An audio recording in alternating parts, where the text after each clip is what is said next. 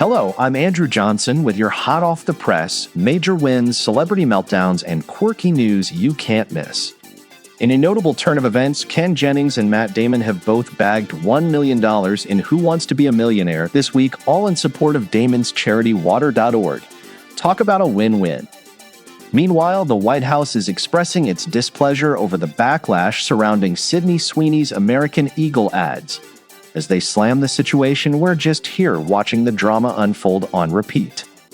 Justin Timberlake has wrapped up his Forget Tomorrow World Tour and, in a twist of bummer news, announced on Instagram that he's been diagnosed with Lyme disease, wishing him a speedy recovery. In sports, the NFL preseason kicked off last night with the Los Angeles Chargers and Detroit Lions clashing in the Hall of Fame game. Football season is officially back. On the WNBA front, Brittany Griner was ejected from a game Wednesday night after an altercation with a referee. Talk about throwing in the towel.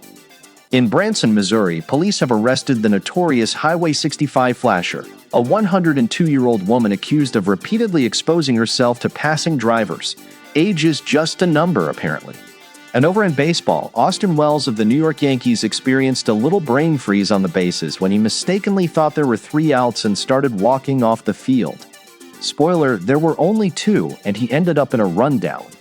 In economic news, the Federal Reserve did not slash interest rates this week, but signs are pointing to a potential cut on October 29th if current trends persist. Hollywood actor Neil McDonough is sharing the struggles of maintaining his no-kissing rule during his acting career. The devoted Catholic says his lips are reserved for his wife, which unfortunately got him fired from ABC's Scoundrels for refusing steamy scenes. British singer Jess Glynne is none too pleased with the Trump administration after they used her song Hold My Hand as a backdrop for a White House post featuring ICE deportations. Talk about a misuse of a hit. In a quirky news nugget, Coors is launching a limited edition deodorant that smells like the breeze from the Rocky Mountains. But wait, there's more. It needs to be refrigerated before use, and the mountains on the package turn blue. It'll run you $14.99, but limit of 2 per person.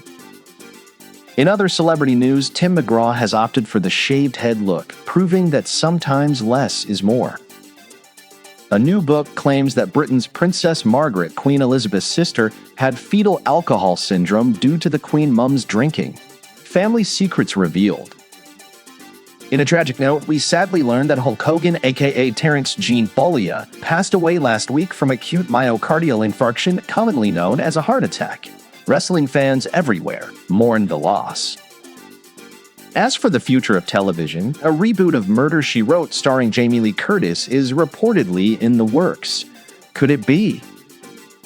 In a bizarre incident, a brawl erupted at a Chuck E. Cheese in Mobile, Alabama, leaving 20 people injured, including a kid who got punched in the eye.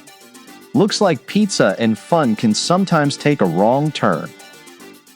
And get this, the word dude originated in the 1880s, referring to young American men in outlandish clothing. They were dubbed Yankee Doodles or simply dudes. Finally, the NBA has announced regular season games will be hosted in Berlin on January 15th and London on January 18th, 2026. And to top off our roundup, Sammy Hagar and REO Speedwagon's Kevin Cronin are set to headline the 1805 Live 2025 benefit concert for the first responders of Santa Barbara County, California, happening on September 20th. That's a wrap for this edition of Hot Off the Press. I'm Andrew Johnson. Have a great day.